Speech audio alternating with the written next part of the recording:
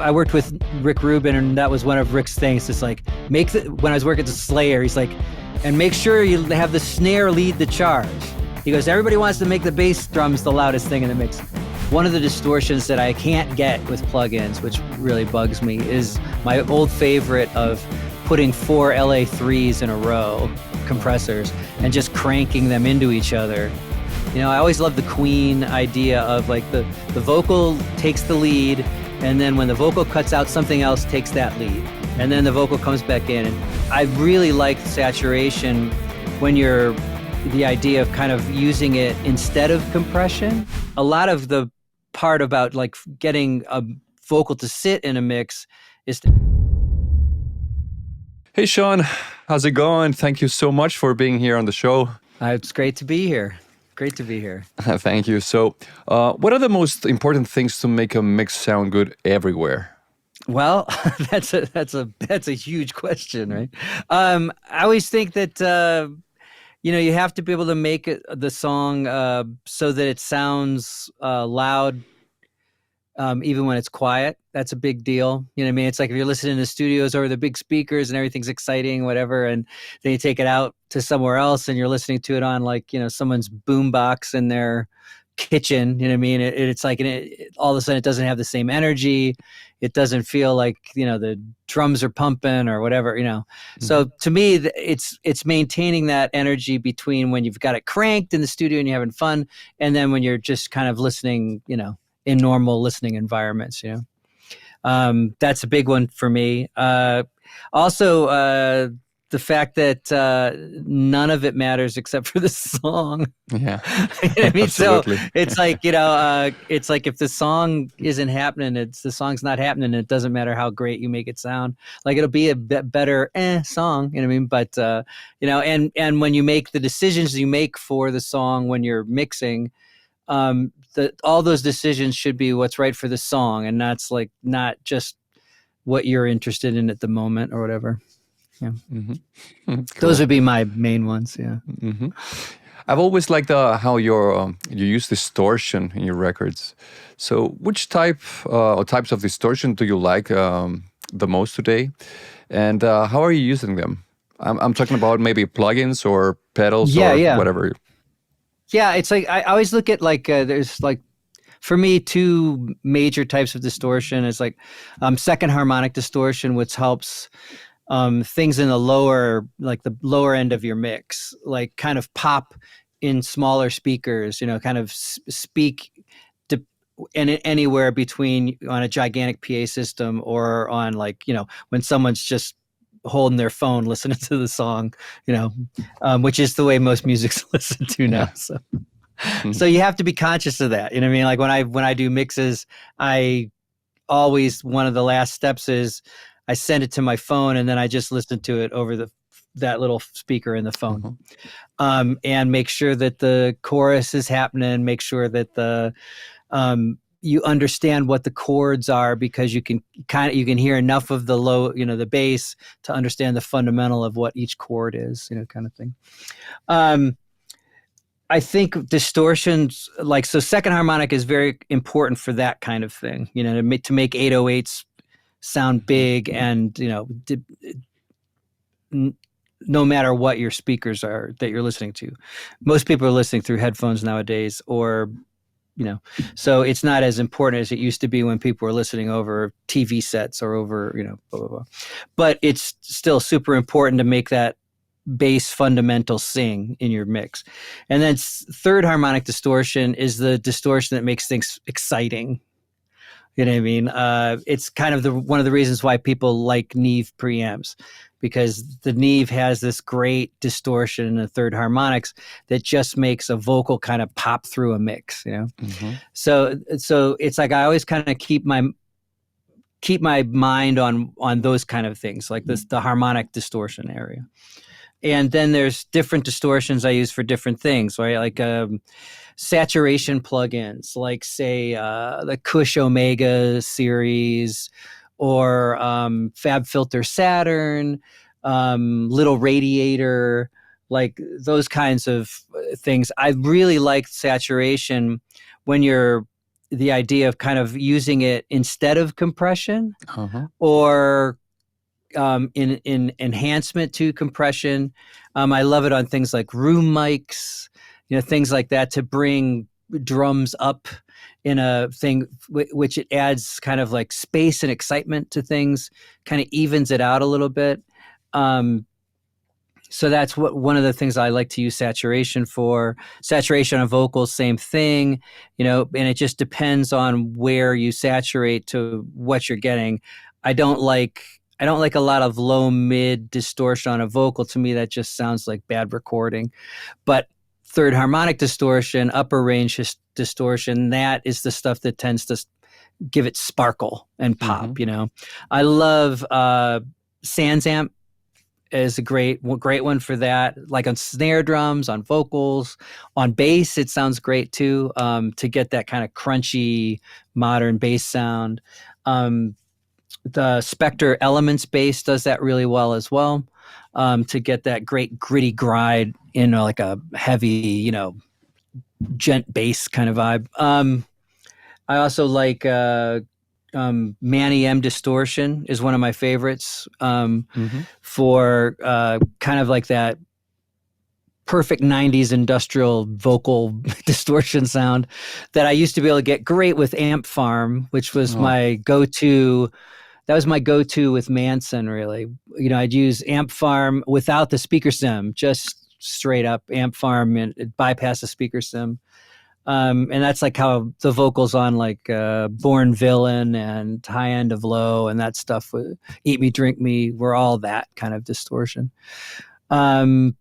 I use Decapitator a lot for drums. I love parallel distortion, so you can kind of distort stuff and then bring it back in the mix and then kind of bring it into where all of a sudden it's giving excitement. It's adding a little bit of depth and space to the sound. Because distortion is pretty much compression plus. It's like the reason why you don't really need to compress heavy guitars is because the distortion does all the work for you. So I look at them in similar ways, just like I look at certain types of compression as distortion. I mean, you're distorting the natural range of the signal, which then makes it interesting, like it makes it interesting when the guy's screaming that it's not like getting super loud. It's like staying in a level, that's, it's not natural, what I mean? And I think it makes your brain pay attention to it then, a couple of my favorite I was thinking about, distortion as far as like plug-in distortion versus real world distortion. One of the distortions that I can't get with plugins, which really bugs me, is my old favorite of putting 4 LA3s in a row, compressors, and just cranking them into each other. And the distortion that it comes up with is massive, like, and really cool. And you kind of gate each one in between, so you eliminate, like, so when it bursts in and then cuts out, a great example of that is Supernaut by Thousand Homo DJs, when the Trent version of that was him singing through that. Really good. Ruiner, I think, was one like that as well. So cool. I think that covers mostly everything. I mean, I use Devil Lock. I do real world one. I'll send out into my experience pedal, which is like a, like a, what do they call those kind of distortion pedals with subharmonic synthesis to it, and it does some really, really cool things. It's kind of like if you don't have one, if you take a kind of fuzz distortion with and then add a ring mod in front of it, and kind of lightly bring in the ring mod, you can kind of create a similar vibe. That's. And when we would use a distortion to control the dynamics instead of compression? I tend to do that. Like, it was funny because you had gotten that question to me earlier, and I was thinking about it, and I tend to use like distortion right away instead of going to compression on keyboard leads. I just really like a Slate Mott, their version of the OTT, right? Mm-hmm. I like it because as opposed to OTT, it has a little bit more, I'd say, variance in the different patches and stuff. So you can make things less bright, less brittle, kind of. But I really like using that to get kind of like evenness in the lead, but then it adds interest in the harmonic range. You know what I mean? So you can get it so that you don't really have to crush the hell out of it, but all of a sudden you're paying more attention to it. It draws your brain into it. So it does give me more evenness that compression would give, but it adds that extra thing that makes me go, "That's a freaking cool sound. How did they get that?" So yeah, and it's instead of like a chain of like a compressor and then an EQ and then another compressor on top of that and then maybe a little EQ at the top of that or whatever. I can just throw on Mott. Usually I'd use it on the hip hop settings, and then I'll kind of control the amount of bass and treble to get the range that I want as far as tone. And it just works really fast and really easy, and it just makes it fly forward, in the mix. So. Nice. So when you're distorting vocals, would you distort them in parallel more than maybe an insert, or it doesn't matter? I used to distort straight up non-parallel, just like fucking distort it. You know what I mean? Like if you're gonna go for it, and like I'd say like if you're thinking of old stuff that I did, like there were like songs, I think maybe like Get Your Gun or like some of that stuff where I would literally have Manson just sing right into the talkback mic on the console. Oh. When we were listening back, and just have him scream into that. And it would just, the grit of that SSL distortion was amazing. And I like making decisions, you know what I mean? So it's like, if I'm distorting something, I'll distort the heck out of it. Like, that 4 distortion, 4 LA3 technique or whatever, distort it. And then the guy can listen to it while he's singing. And so he's singing into it, and it changes the way you play, right? It changes the way you sing. If you're playing guitar and you've got, like a nice compressor and a chorus, you're going to play the notes differently than you do with a double rectifier. You know what I mean? Like, so to me, it's super important to kind of do that. So if there's a part that it's going to be distorted, it's like try to come up with something that, is what it's going to be. Even if you're using parallel compression, like or parallel distortion with a plugin, like I'll do that with the Manny distortion or with, say, Devil Lock. I love the Devil Lock compressor for that, because you can dial in the amount of compression and you dial in the amount of distortion, and then have the singer sing to that. Like that's what he's listening to in his phones, or she's listening to in her phones, and it changes the way they sing, and it lets them hear things in their throats that they wouldn't have normally heard, and so they kind of play into it. With Manson, that was always a big deal, because he has all that stuff in his voice.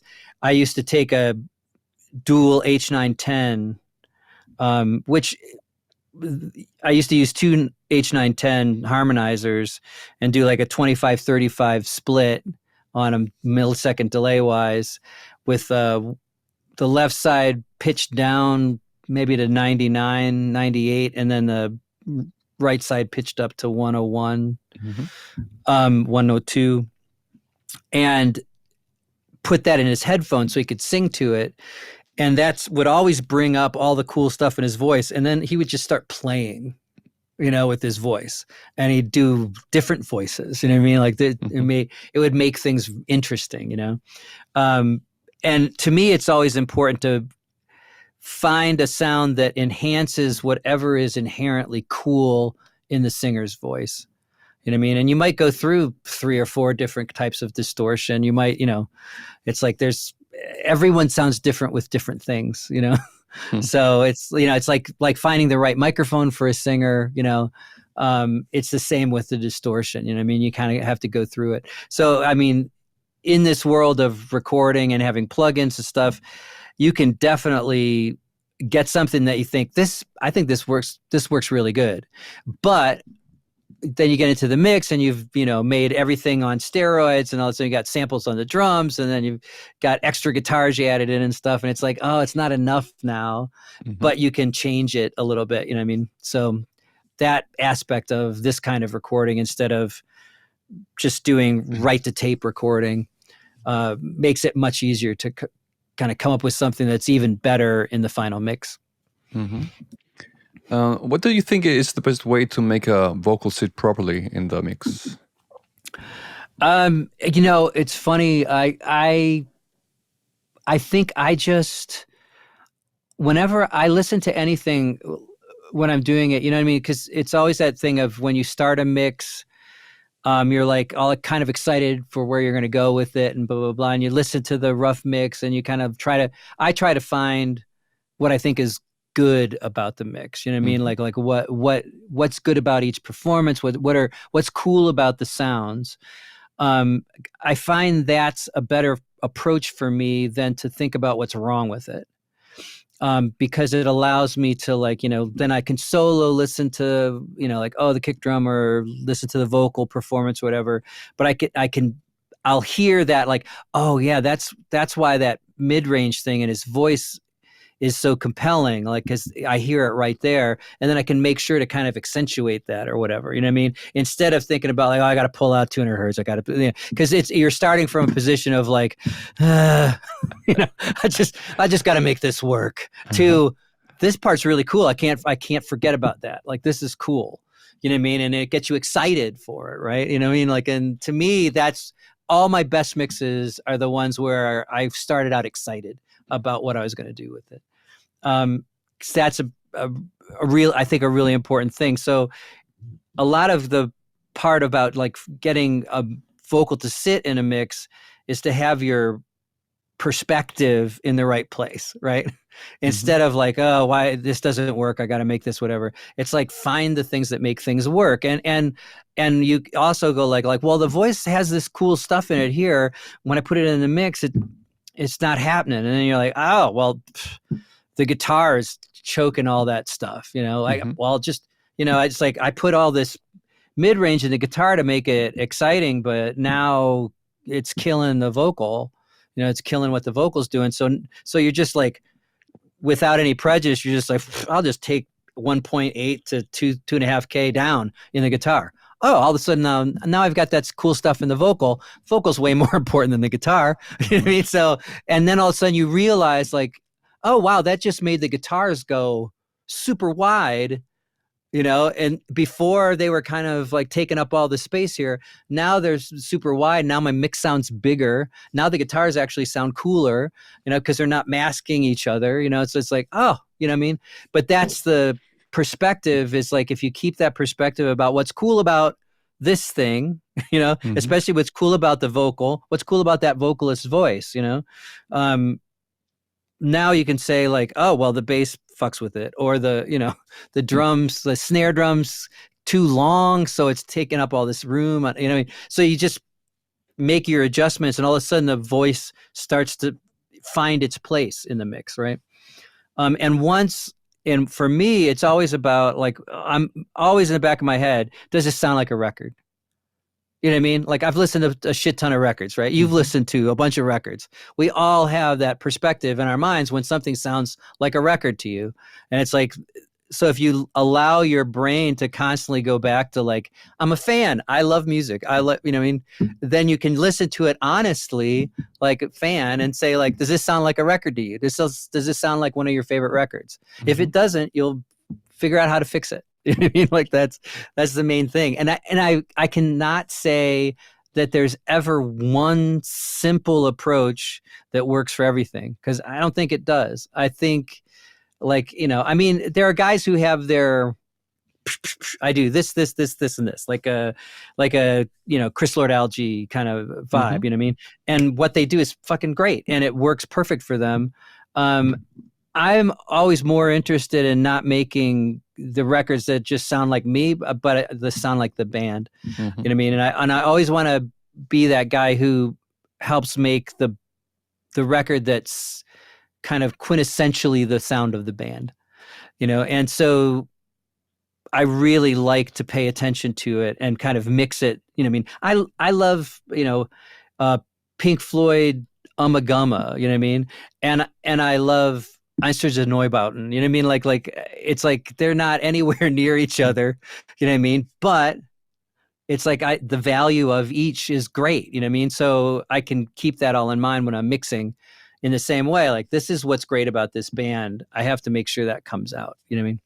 Hmm. And so for me, I would love to say like, oh, you just put this compressor and then, and then put a little bit of EQ to get rid of the low end here. And then you put another compressor in and that grabs the transients. And then you put this delay on and this reverb, and then it's going to fit in the mix. But it's not that way. You know what I mean? It's not as simple as that. It's like, yeah, you have to have Absolutely. some kind of time-based effect, I mean, some kind of reverb or, something, a room sound. And like, I like delays. I like, obviously compression and limiting is super important, especially if you're doing, rock vocals and you want it to go right out, like super out Hmm. front, that is a definite part of it. But, it all depends on what's going on there. It's like, is there a keyboard part that's constantly in the same range as the vocal and they're just fighting each other? It's like, fuck that keyboard part. Like, figure out a way to get rid of it or to eliminate the conflict between the vocal. Because to me, masking and vocals are the big thing. It's like Hmm. you've got a bunch of cool sounds, you've put in all this cool stuff, and then they added the vocalist at the end, and it's like, well, these things don't work together, and so you have to carve out the space, or even make executive decisions about, don't use this here, only use it in this spot. I always love the Queen idea of like the vocal takes the lead, and then when the vocal cuts out, something else takes that lead, and Hmm. then the vocal comes back in, and it could be the background vocals take the lead, then the lead, like that kind of thing. But I always kind of keep that perspective in mind, and Hmm. it is super important to kind of always think about what's great about the thing you're working on. And there's going to be things that are wrong with it too, and you'll fix that. But think about what's great about it, and it will easily lead you to fixing the things that are wrong. Hmm. Great. How much does your vocal chain change from song to song? Um, it's more genre to genre, I Hmm. would think. You know what I mean? Like, if I'm doing something kind of like 8mm kind of Hmm. vibe, the kind of softer vocals, more cinematic, kind of open stuff, I do a different vocal chain than I do if I'm doing a heavy band, heavy rock band. It's more subtle. There's more stages of compression, usually at least 2 stages of compression and maybe 2 or 3 stages of EQ. Plus then also there's the, ducking S's and, like when you're in automation, you know what I mean? Like you do that automation pass that gets rid of the,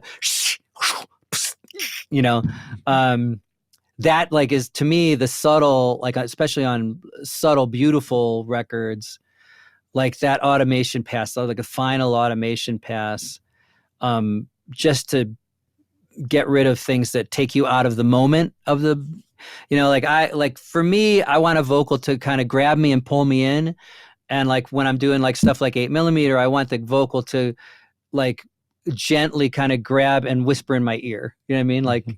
and I don't want anything that takes me out of that moment of that kind of intimacy. You know what I mean? So it's like if there's an S that's too intense or a click from the tongue or whatever, like I make all these little ducks, to take that stuff out.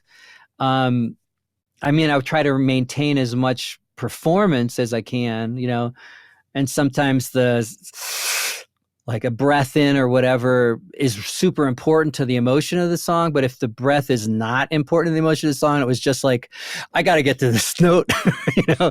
Um, that'll come down. You know what I mean? Like so I always think of it in terms of emotion. You know what I mean? Mm. With the vocal, like, so what in the chain am I using, and how does it affect the emotion in the track?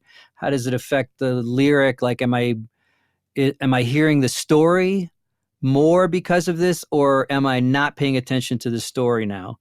And am I paying attention to, the tone, or paying, you know what I mean? Like, it's like, to me, the story is the most important. So it's like, even when I'm recording vocals, the first thing I'm listening to when I'm doing the first pass is like, kind of get the levels kind of where they should be and stuff. And then I start tweaking the EQ or whatever, and the compression, to bring me into the story more, to like, am I paying attention to it now? And sometimes you're like cranking more upper mid range and stuff, because the notes that they're singing at the moment and stuff, like, need to kind of feel more forward, or if it needs to be felt like it rolls, like in the verse, if it feels like it needs to roll back a little bit, I'll either have the singer move off the mic a little bit, or have them come forward, but then kind of tweak some of that upper mid range to make it feel intimate, but not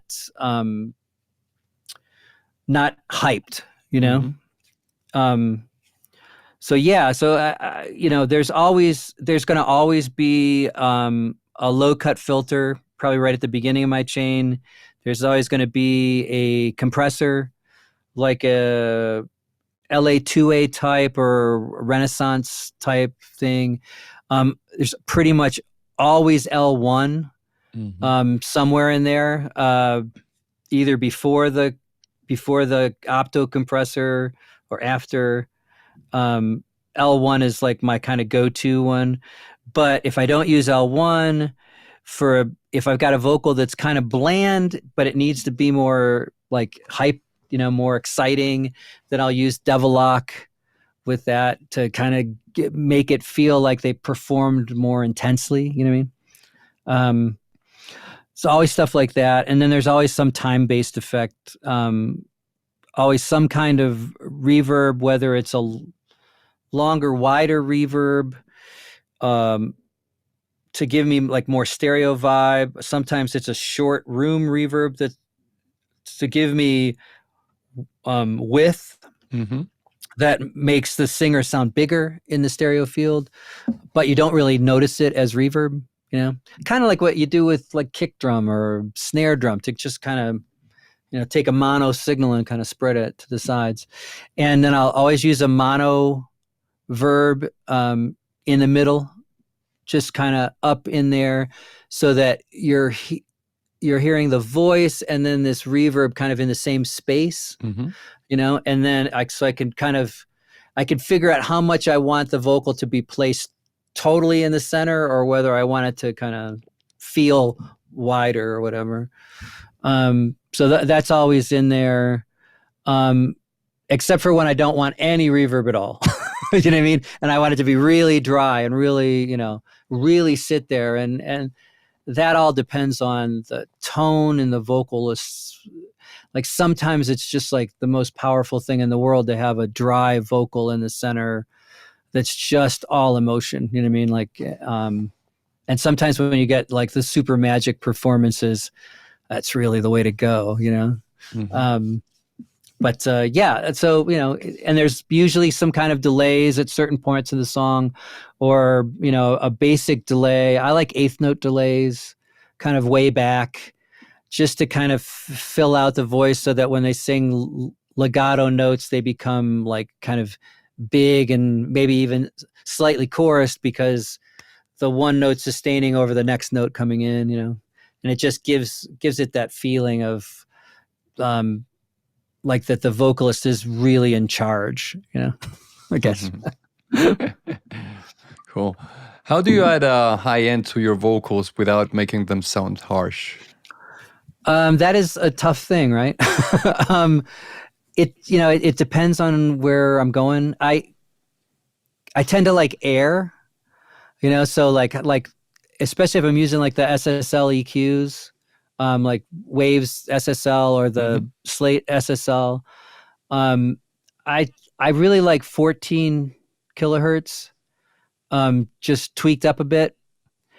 To me, the 14, it gives you this like kind of harmonic distortion thing that just you don't really hear it as high end, but it just, you hear it as like that you're kind of more in the room with it, you know? That's one of my favorites. A lot of times, I give something more high end by taking out mid range, by taking out say the harsher upper mids, like 2 or 3K. Like I'll take that, I'll back that stuff off, and then turn the vocal up in the mix, and maybe roll off a little bit more low end. And sometimes that makes it feel a little more open. I like Slate Revival. I'll kind of add some of that sometimes for high end. To me, that seems to add sparkle without adding harshness. But yeah, and like if I'm going for a kind of more extra breathy vocal, like sometimes with Juliet, I'll want her to do like a background vocal that's like all, super breath, for like a, to feed into the reverb and kind of give it this shimmer and stuff. I'll like take an AKG 451 and place that with, alongside the capsule for the kind of more large diaphragm mic. And I'll use that to get that extra, high, breathiness. Usually taking out some of the upper mid range and just like 7K and above, like let that kind of sing in there with a shelf EQ, like just kind of start at like 7K and let it just kind of go up. And that usually gets some of the cool upper air stuff that comes out of her throat, actually. For that kind of stuff. And a lot of times that makes your life way easier recording it.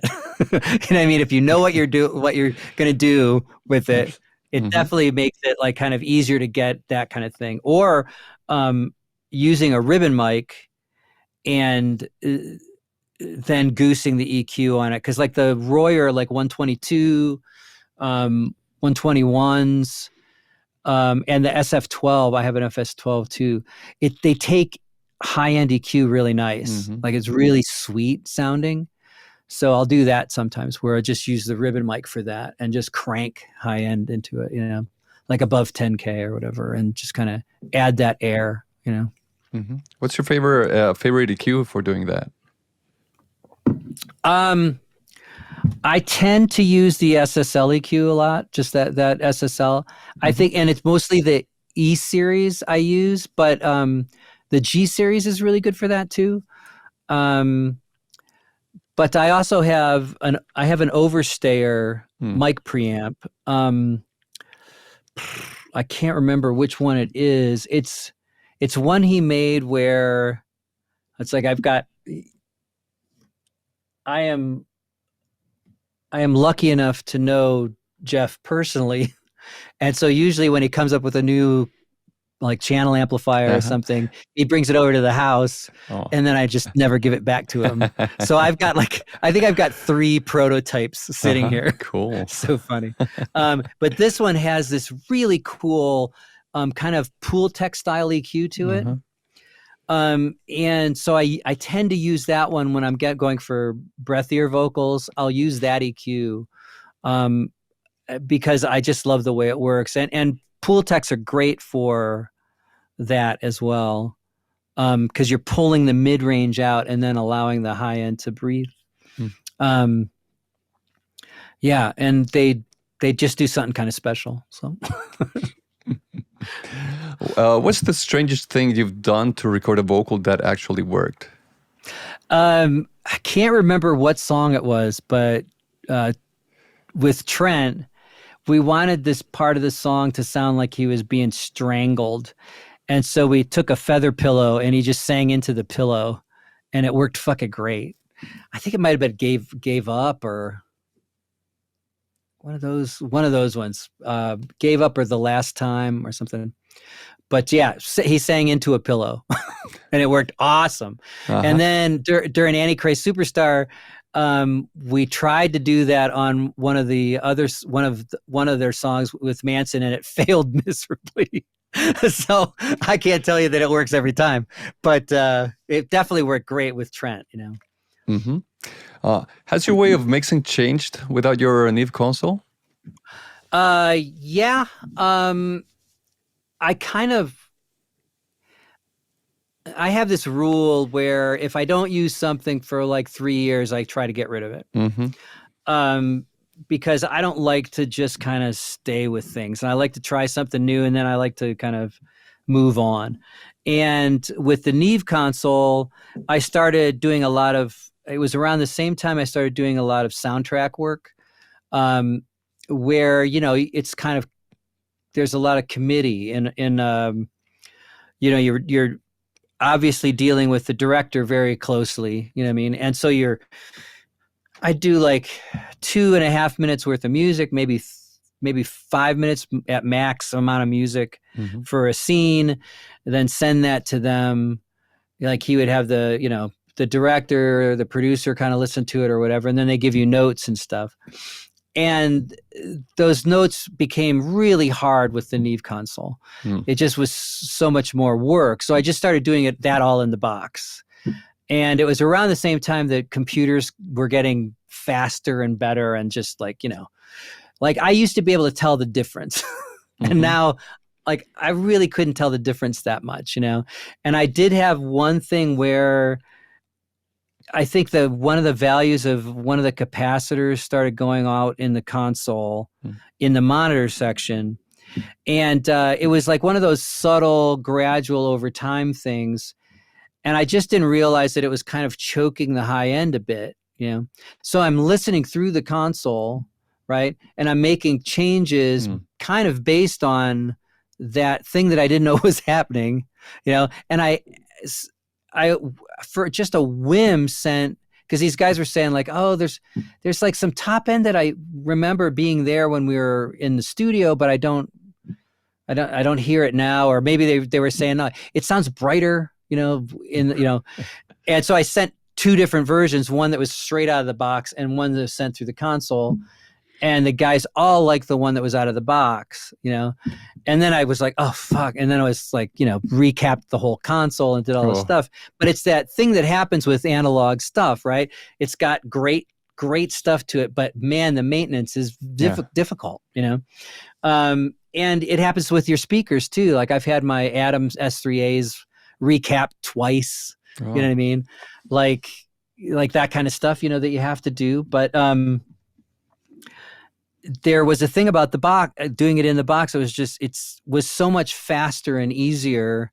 And it used to be, I could really hear like the stereo image collapse a bit. And then when I break it out into the analog console, I'd hear this like more openness and blah, blah, blah.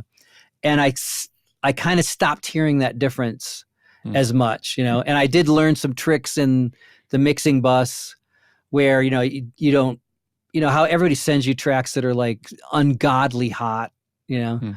And like I pretty much, whenever I get a mix from some or get tracks from someone, I turn every file down 10 dB, and then I just start from there.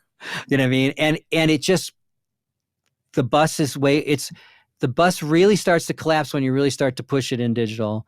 And so if you keep it at a reasonable level, everything stays pretty open. It's just like when you're mixing and you want to have everything kind of where the faders are at zero, you know what I mean? Hmm. Where you don't have resistance, you know what I mean? That's the best thing. And your movements can be subtle, and it's not like you're down here and you're moving at around -20 and every Uh-huh. tiny move is like 4 dB, you know what I mean? Where it's like, 0.2 dB would have made the Hmm. difference you're looking for. So, I started doing that, and that the box just started making a lot of sense to me. And so I just kind of said, screw it, I'll do it. And I got rid of the console right at the start of COVID, like right before COVID started. I put it on the market. And I was also at the same time, on all the reasons that you come up with doing this stuff.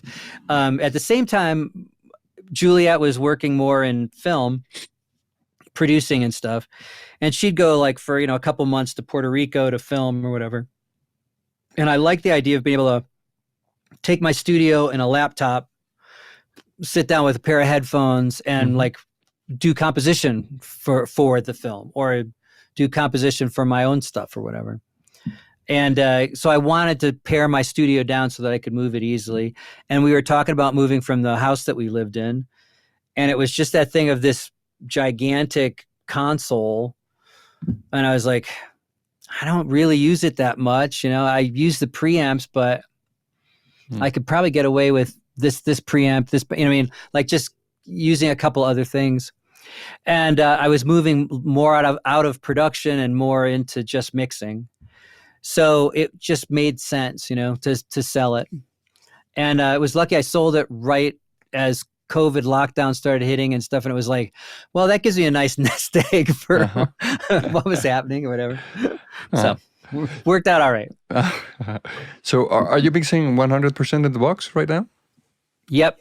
And I have been for at least 5 years. Yeah.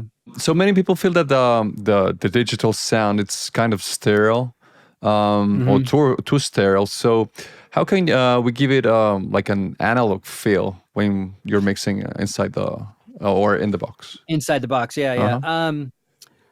It's funny because I've never been one that felt that way about it. And maybe it's because I tend to mix with more saturation and distortion. So so it's kind of doing a similar thing, but to me every console was different. Like when I'd mix on a Neve VR, it was a totally different experience than mixing on a Neve 8084 or whatever, or mixing on an SSL G or an SSL E series. Like they all, like, you'd have to hit the mix bus differently on each console to get the sound you're looking for. So I kind of always looked at it as specific to whatever I was working on at the time, And it's always like what I'm looking for, Like, so I just mix things until they sound like what I want. So to me, the medium isn't as important. And it used to be more important because, like, if you did shootouts with things, like when I worked on mechanical animals with Beinhorn, Michael is a real stickler on fidelity and he's, down to trying different electrical cables, for stuff, and cabling, and I was of the, like, I'm kind of down and dirty. How many studios when I was with Manson and with Trent, how many studios did we build to make records? Like, and we build them fast, So I'm more, let's get this done. Let's do it. But we did shootouts and there were definite differences in cables, and I'll probably never get a sponsorship with Monster Cable, but Monster Cable, they made a whole bunch of those, like, instrument cables. Yeah. And if you used a Proco, like the cheap Proco cable, like with a bass guitar into an SVT, that sounded amazingly better than the Monster Cable did. Like, when you plugged in the Monster Cable, it sounded like the fundamental went away. I swear to God, it was crazy. But, like, so there are differences in things, obviously. What I noticed in our big shootout was we had a at the time, it was a Studer 800 machine, two of them, and we had a Nuendo system. We had a Pro Tools 24 system and a Pro Tools 3 system that was like Manson's system that we did most of the demos on. And I had an Akai S3200 sampler, right? So we started recording to all of them to see what the differences were and stuff. Now, when we listen to we get all the sounds at the console and then dump them all to this stuff. And when we listened back to the Pro Tools 3, I got sick to my stomach. Like, it sounded like a blanket was thrown over it and the mid range was out of phase. It was excessive. bad to me. I mean, to normal people, probably not as bad, but it was I did not expect that much of a difference, right? Mm-hmm. Now, of course, when you're recording through this stuff, you know what I mean? You're getting the sound you want anyway. So like, did it change my mind on any things that we had recorded? No, those things are all sounded cool. You know what I mean? Like when you'd listen to it over the console, over the thing, when we'd throw it through some EQs or whatever and dump it onto the tape machine or whatever, it's like, it still sounded great to me. It was like, the things are cool, but probably would have sounded a little bit better, maybe, or it would have been less work to make it sound cool, right? The Studer 800 is just fantastic. Like that machine, and it's not the tape. I'm sorry. Like people talk about like, oh, tape compression, blah, blah, blah. I mean, yeah, if you're rebiasing and you're like really cranking into the tape, you get like a whole bunch of difference. But the electronics on that machine just sounded great. Like those preamps just make everything sound really nice, right? And Pro Tools 24 was like good, but nothing special, And the Windows system sounded good, like sounded pretty close to right off the console. And but the Akai S3200 sampler sounded awesome, like in the same way that the Studer 800 cool preamp sounded. Like it just had this punch and crunch to it that was just great. It was cool. But like the later Pro Tools systems, obviously, the 24-bit made a huge difference, and then go into the 192s and stuff. I mean, they sound great. You know what I mean? As well as the apogees and the da-da-da, you know what I mean? Mm-hmm. So the difference between these things changed so fast, like in the early 90s or the late 90s, like the quality changed so drastically, so quickly, that once it's gotten to a certain point, it's like now it's just everything's getting less quality for more convenience. You know what I mean? Mm-hmm. And like the fact that I have to mix records so that they sound good over a phone speaker. Mm-hmm. I mean, how many people do you know have a stereo that aren't musicians? You know what I mean? Yeah. Because I know personally, I don't know anyone. Like no one. Do you ever use tape emulation plugins? Yeah, I tend to use the Slate one and the Eddie Kramer one. When I'm going for that, and I think they do a great job of creating that. I mean, I wouldn't use a tape machine because they're fucking nightmares.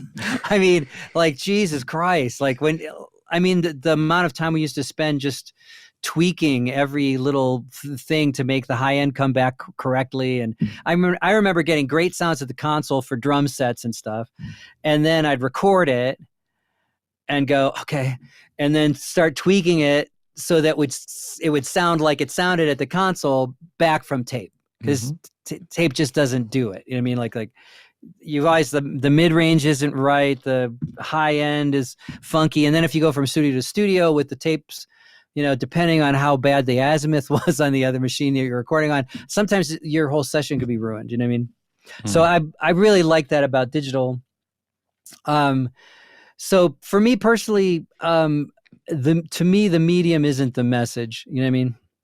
It's like, listen with your ears and, make what's in front of you sound great. You know what I mean? And it's totally possible to do it now. You know what I mean?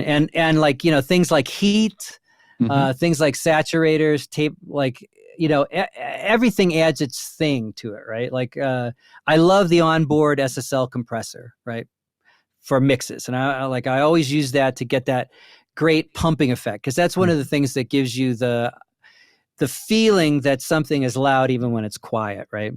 Because the natural acoustic effect is you walk into a room where a drummer's playing, and every time he hits the snare drum, your ears tighten up, because it's loud. Your ears tighten up, and then it releases, and you hear more of the room. So the drums sound super big and super powerful and loud, and because they're loud. But your ears physically do what you're making the compressor do. Like I'm letting the compressor, I let it send a transient out, but then clamp down pretty quick and then rise back up, right? Like most mixers bus settings are the like slower end of, when it attacks, and then a fast release, either fast or auto, depending on, whatever you want to do. And the auto usually releases things fairly quickly, but kind of in time. But you, like, normally, like, most people set their release time at like 0.3, you know what I mean? So it's a fairly quick release, just like your ears do. And then you mix it so that, your kick drum and snare drum are kind of pumping the thing down like between 1 and 3 dB. You know what I mean? You get that pump, you know what I mean? Mm-hmm. And so that way, you got the things cranked, everything sounds great to you. And when you roll it down, it still sounds like it's fucking pumping, you know what I mean? Like it's bumping, because it's doing the thing that your ears naturally do when you think. So it's a psychoacoustic effect in a way, because it's tricking your brain into thinking that it's loud, even when it's quiet. So that's, like, to me, super important. But, every one of those, like, emulations of that bus compressor, they're all different. I mean, even SSL's outboard compressor, it's supposed to be the same compressor. It sounds softer. It's just not as good sounding, The Allen Smart C1 was the best at the emulation. Like, I mean, it's a real unit, and it pretty much sounded like the actual hardware unit. So it's like a hardware unit that sounds just like the hardware unit, where SSL got it wrong. I don't know how, but they did. I think the Slate version of that, the FG Gray, is really close. Like it really is. And they added some cool things, like the low cut filter, so you can, or so you can allow low end through it or cut it off. Really cool. And plus, having a parallel mix, that's a really great improvement. But to me, that's the one that I use in emulation. Your mixes are so powerful. What do you think is the most important element to achieve this? Well, I mean, bus compression to me is like, that's I think probably the biggest one. It's the one I learned from, Tom Lord Alge and Andy Wallace and, Terry Date and, like, Alan Mulder, like, when I was working with them, Flood, like, it was the thing that everyone did, and everyone kind of mixed into it, Sometimes they go back and forth. Like, I'll take it out of the bus just to hear what it's going. I'll kind of usually do, like, the rough mix without it, and then I'll pop it in and then start, like, really getting my thing, with it. But yeah, I usually mix in it. But I do check to make sure I'm not overdoing certain things or whatever. I don't really mix into a limiter. I don't really believe in that. I think you can make it sound great, because I want to be able to, at the end of my mix, I've got a mix that I really like. I think it's dynamic and powerful. I think that it excites me. And if dynamically I'm looking for the verse to kind of come down a little bit and give me some grit and then explode in the choruses, like, I make sure that that's happening. And then I'll throw a limiter at the end of the mix. So it's like the final stage is, I'll be like, I'm super happy with this. I like where it's at. Now I'm going to throw on like Slate FGX, give it a little bit of saturation, like kind of mastering saturation kind of vibe, to kind of tame the transients a little more, but try to maintain the dynamics, so that when I turn it on, it just seems like it's 7 dB louder. You know what I mean? But I don't really notice much of a difference as far as the dynamic goes. And then I'll, like, slap, like, L2 on top of that, and just bring that down really subtly, just so I could get, like, -9 luffs. You know what I mean? And that I send to people, right? Because, sometimes when you do, because one of the things that I think is great about that, I mean, obviously you want to send your clients a mix that's kind of comparable to other things that are already mastered that they'd be listening to in the same genre, so that they can hear their song kind of at the same volume as they would hear it if their, computer was playing that song right after the next song. So it's super important for that aspect of it, because humanity has a weird thing where if something sounds louder, it's better, like, I mean, it only really came up at a time when you weren't listening to a whole record at the same time. You're listening to song to song to song to song to song. That was the whole loudness wars, why that, happened. But it also allows you to kind of hear what'll happen to your mix when a mastering engineer gets a hold of it. And sometimes what you'll notice is when you put that stuff on there, no matter what you do, you can't get it loud enough, right? And if you can't get it loud enough to kind of match other things like in the same genre, then you got to look at your bass. Like, what's your bass doing? Your bass is probably a little bit out of balance. You know what I mean? So you have to go back, look at the low end in the mix, tweak the low end in the mix so that you got power, you got bottom, and you can get it to the loudness that is acceptable in that genre. That's the main one with the bottom end thing on it. The other one is your vocals can disappear from the center a little bit. Like, when you're listening to it without the limiter, you feel the vocal kind of like out front or whatever, and then it kind of pulls a little bit into the background. So then you have to look at, how your EQ is, maybe pull something a little bit more out of the guitars in that range to kind of pull it forward a little bit. Or your snare drum does the same thing. And then you kind of have to, do that because it's going to happen when the mastering engineer gets in it anyway. You know what I mean? So, and they'll have to do their little tricks, but it's harder for them. It's easier for you to, either pull the snare drum forward a little bit or the limiting's opened the sides up. So now you've got more of your, like your effects on the snare, like your room effects. But you're like, oh, I'm missing that meat in the center. So you can kind of pull back some of those effects, pull the dry snare forward a little bit, and then get your balance back with the limiter on it. Like that's, I think, what that's really good for, correction wise. So very important. And like that, and that is super important in making the mixes powerful. The other thing is, your balance between your bass and your kick drum. You want your bass to feel like it's kind of the low end is super even throughout the track, unless the bass is going to drop out, but it's just like, from note to note, that power stays the same, which is the hardest thing to learn. And it takes time, it takes, but it's like, if you listen kind of loud, and just wherever the bass seems to drop out, you're like, oh, I got to fix that. And so then you look at where the relationship, I kind of start with the bass on that. I try to get the feeling of the bass having the same volume throughout the whole song. Like the low end has that same volume. So you're just constantly feeling the same kind of vibe.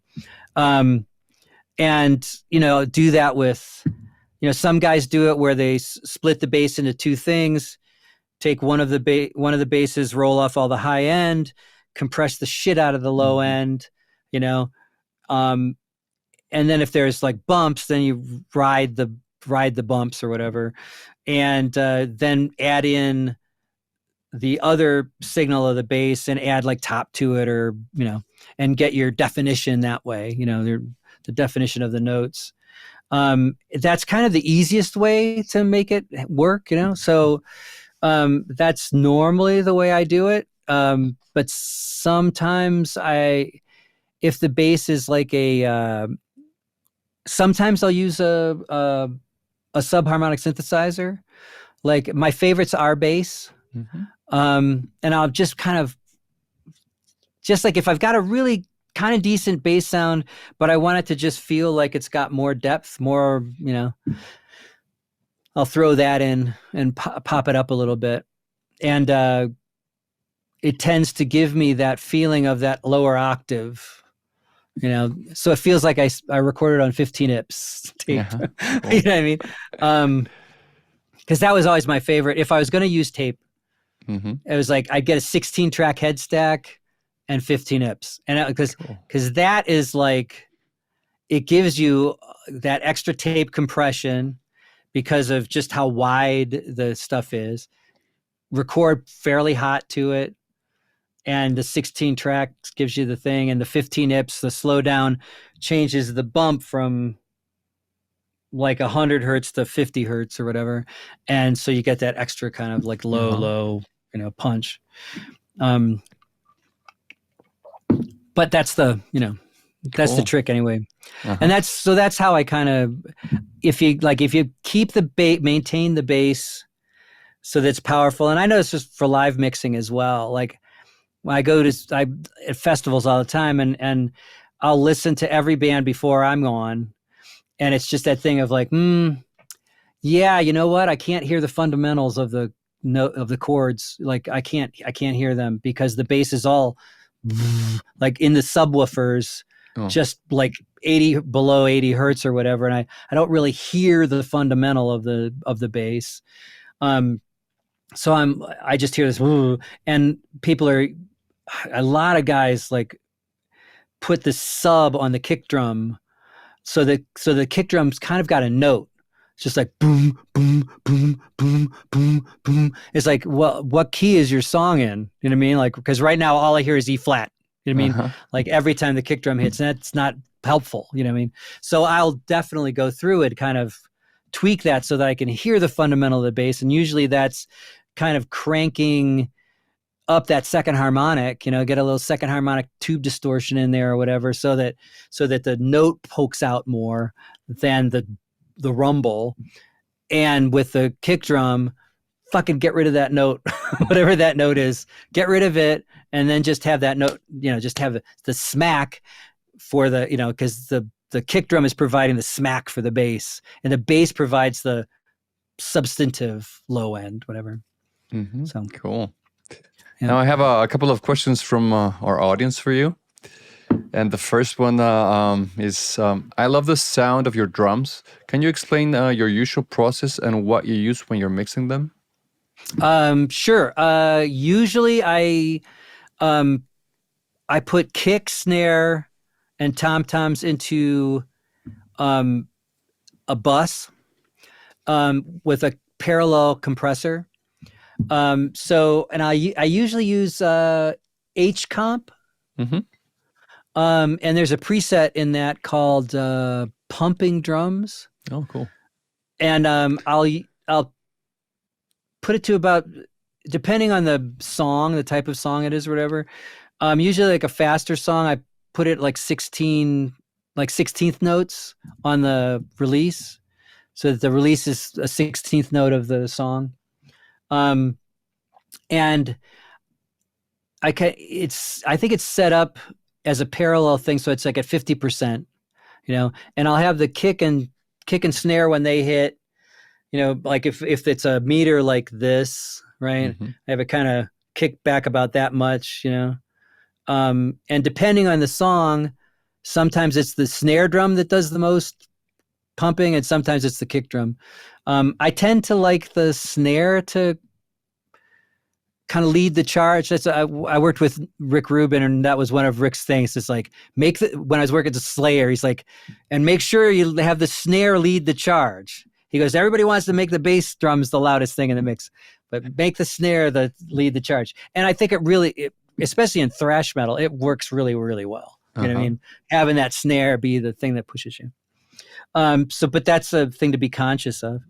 I think that's almost more important than all the technical babble, is like knowing what should lead the charge for the song, that's appropriate for the song. But yeah, so I usually use that as a bus. I take my overheads and my hi-hats and I put them into the stereo bus. So they're usually not affected by it, unless I want like a really affected pumpy drum sound. And then I'll throw the Like if this guy's playing ride and it's like a real trip hoppy kind of groove or something, I want that ride to pump with the kick and snare or whatever, so I'll add that into the main things, and I'll usually distort the ride a little bit, just to give it grind, so I do that, and I kind of get my kick and a snare sound. I usually use a short, like kind of almost gated, like a AMS, reverb kind of thing on the kick drum that just kind of, when the kick hits it, just kind of spreads it a little bit to the sides. And you don't need a lot of low end on it. You can roll off some low end on it. And it's mainly for the mid range, just to give it a little bit more width and make it feel less, especially if you're using samples. It helps make it feel more natural. It gives it some room tone, some idea of it pushing air, just in your brain. It makes you feel like it's pushing air. And with the snare drum, I do a similar thing where I do that to widen the snare drum. And that's like in addition to the rooms, like the rooms are going to be in there. If it's a real drum kit, I'll have the rooms in there, but I want this to kind of be underneath it, that I can control how it rolls and how fast it is. Mm-hmm. And I usually control the attack. It's usually like somewhere around between 400 and 600 milliseconds. And it's timed to the song, release wise. So it's either like a 30-second note or between 32nd and 16th note, whatever for the song. Cause I want it to go away definitely before the kick hits again. You know what I mean? Then I'll get my tom-toms to kind of just be powerful. And strangely enough, I feel like sometimes I scoop out a lot of mid-range at first, and then I pretty much always end up adding that back in. Mm-hmm. Like the mid-range kind of makes the toms really cut. And if you want the toms to sound kind of special, a little bit of chorusing or just slap back, like 30 milliseconds, 25, 30 milliseconds up underneath makes the tom sound kind of huge in the mix. You know what I mean? And you don't necessarily have to hear the delay, but it just gives it that extra thing, Mm-hmm. I'll do that. And of course the EQ on the drums all depends on the genre, right? Like, it's like if I'm doing a more country song, I'm not going to use, 5K on the click on the kick drum, I tend to ask the drummer what size the drums were, because that also informs like where the resonance peak should be on the kit, like a 22-inch kick drum, 80 hertz is good for the resonance of the kick. So if you want to push that, or you're like, oh, it kind of needs to be more at 100 to hit me in the chest, or it needs to be a little more 50 because it's missing some sub or whatever. I'll do that. But there's a lot of times where I end up like, instead of the old school of like taking 200 and taking it off the kick, mm-hmm. It might be that the engineer's already done that. You know what I mean?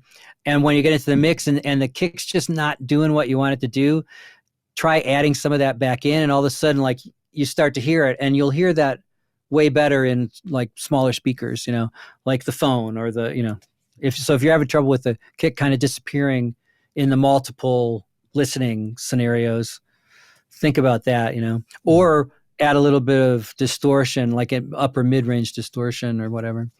I've noticed that you can get more low end out of a kick by adding upper mid-range. I don't know why that is. I mean, I'm sure it has something to do with masking, So, but I do that, and then after I get like pretty much like a decent drum sound, then I'll be like, well, is this interesting enough? Because it might just be like a good drum sound, but like it's like a good drum sound. And it's like, this song could use, like a little more Black Keys kind of. Uh-huh. And maybe it's just the snare drum that needs it. So you can, a little augs to a Sans amp, and then throw that in a little bit of reverb or whatever, a little bit of room, and then add that up under the snare. And all of a sudden you've got like, oh, that's that's barking in a really cool way or whatever, you know? And I find that like trying to do anything like that where you're kind of, let's see it if this works. Let's see what this does. Anything that you do that makes you go, oh, that's unique. Like, you know what I mean? Then that's exciting. You know what I mean? And you kind of want no one's going to care if you give them a great generic drum sound. You know what I mean? Like they're like, oh, cool. You know? But like if you give them something, it's like, oh, fuck, that's fucking cool. You know, it's like the reason why in the 80s they used to take, you know, put the 2x4s on the snare drum out in the live room and throw a speaker on top of it and then mic the bottom and distort it and then bring that back in. So whenever the snare drum and just send a snare hit to it so that now they've got these cool distorted things, the snare, and they can feed that into the reverb.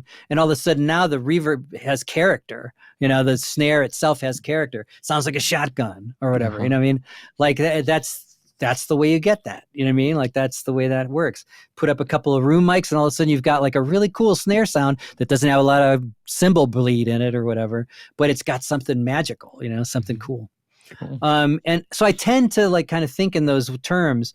So like it's either like, you know, maybe I want to use like I don't have the time to do this or that, but like you know, this snare just it's giving me the power, it's giving me the punch, whatever, but there's just not anything special, no character to it. And then you find like, you know, go through your library of samples, find a sound that adds the thing that you're missing. You know what I mean? And then put it up underneath it. And all of a sudden you've got like, oh, that sounds cool. You know what I mean? Now the snare really speaks when it hits, you know? Or now I've got like, it sounds like the kick is exciting the room. Like, oh, like this, you know, this is the exciting thing. And I'll use, on room mics, I almost invariably use some kind of saturation or distortion. And, also, like I use Denise Perfect Room a lot, where I'll put that on the room mics and then just bring up a little extra decay.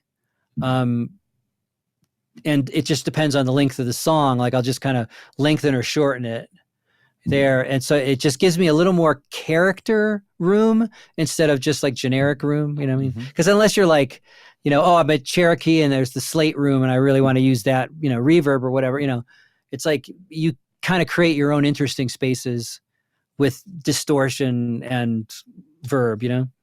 And then that usually serves to make a pretty, you know, exciting thing, you know? And if I need more on the drum bus, like say I want to, like overall everything's kind of dull and I just want it to have a little more excitement in terms of the whole mix. Like once I'm kind of putting everything together in the mix and I'm like, it just needs a little more excitement or whatever, I'll use like the Slate Neve, like in virtual mix rack, and just like kind of find a high end place or a high upper mid place and kind of tweak that a little bit, maybe tweak some of the low end and kind of get like, oh, now it works perfect in a track just by doing tiny moves, you know, like a half a dB or, you know, a dB. Now all of a sudden it matches with the bass and because you're, you know, through the process of the mix, you usually start where you start with a rough mix, but then you're kind of start with the drums and hyping them. And then by the end of the mix, you've hyped everything else. So then you have to kind of do a little extra hyping. But you know, that's the way it works. And for me, it's like, I'm mixing until it fucking sounds like a record to me, you know? So, you know, and I think it's important that everyone understands that everyone goes through the stages in any creative endeavor. If you're a songwriter, if you're a screenwriter, if you're a mixer, you know, if you're a, you know, an artist, you know, like you're painting, whatever, you start in the stage where you're excited about it. Then you go to the stage where you're like, I'm a charlatan. Why did anybody think I could do this? You know? And then you're like in the, you know, you got to work through the suck at that point, right? You know, it's sucking, you know, gotta do your thing. I've done this before. I know I can, you know, blah, blah, blah. And then you get to the point where you're like, I see where this is going. You know what I mean? Uh-huh. Like you're following that thread. This is what a writer would be doing on their second draft, right? Uh-huh. You're now on your second draft, right? It's like a Neil Gaiman used to say, like, the second draft is when a writer gets to make it seem like he knew what he was doing the whole time, and then you do that. And then at a certain point, you should be like, I'm a genius, Uh-huh. and and then you're good. You know what I mean? It sounds great. It sounds like a mix to you, and you're ready. Uh-huh. You're ready to Cool. send it to someone and to have them put their stamp on it. Because you only get, like, as a mixer, you put your stamp on like the first thing. Like I sometimes, I get to mix until I cry. Like, oh my Uh-huh. God, this is great. Like I love it. I love that. Like I listen to that pass. I had my moment with the song. I'm ready to send it to the other guys. And when they come back with the changes that they want to make or whatever, then you've got the integrity of the mix in your brain. And then everything that they say, you've got ways to fix that within the integrity of the mix. Right? I mean, like sometimes, if you got a bunch of metal guitarists and they're just like, guitars need to be louder. You know what I mean? Then you think like, okay, well, all right, you know what? The guitars are pretty good here. I could okay, I'll crank a little bit. I'll just overall give a wide 800 hertz boost, like a little bit, super wide 800 hertz boost to separate it a little more from the bass, separate it a little more from the drums, keep it separated from the vocals, but that 800 hertz kind of Randy Rhoads style, right? Uh-huh. Boom. Crank that up a little bit. All of a sudden, they're popping out of the speakers a little bit more, but you haven't really turned it up that much. But then you scoop a little bit of that area out of the bass guitar. So now you've separated those a little bit more. You've given the bass more of a place in the bottom where it's given that thing, but the guitars all of a sudden kind of sound like they're on their own. And then send it to them. And they'll be like, that's exactly right. Usually, you know what I mean? Uh-huh. Usually stuff like that works, right? And so it's super important to not just go like, I'll just turn the guitars up 2 dB or whatever, because it's like, if you did that, sometimes you can. Sometimes it's like, oh yeah, they just want the guitar. Yeah, the space in the mix, I could just turn that up. It's not a big deal. But other times when you think it's pretty dense and there's a cohesion to it that's really good, and that's going to screw it up, figure out those subtle changes, and all of a sudden you're like golden. Oh, great. I need to try all that.